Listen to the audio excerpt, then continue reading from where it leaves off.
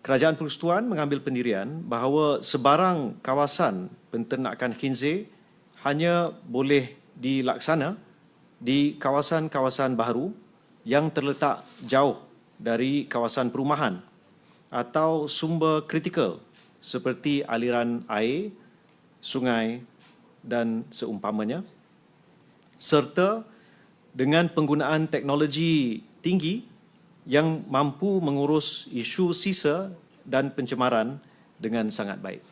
Fahmi Fadil, kamu nak apa sebenarnya ni? Kami pun tak faham sekarang ni. Isu babi dibangkitkan lagi. Dah terang-terang dah titah tuanku baru-baru ni ketika mana pembukaan sidang DUN menyatakan bahawa tuanku tidak mahu lagi membicarakan berkaitan dengan babi, peternakan babi ini. Cukuplah import sahaja. Dan kemudian ada pula ADUN daripada Seri Kembangan telah pun mengeluarkan kenyataan pula tidak bersetuju dengan pandangan tuanku. Istilahnya adalah duka cita, tu tak bersetujulah. Dan tiba-tiba kamu pula keluar kenyataan boleh diternak babi di Selangor ini di mana jauh daripada penempatan atau perumahan dan juga jauh daripada sungai.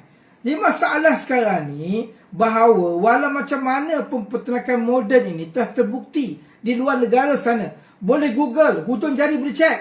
Menyatakan bahawa walaupun menggunakan teknologi moden masih boleh lagi berlaku pencemaran.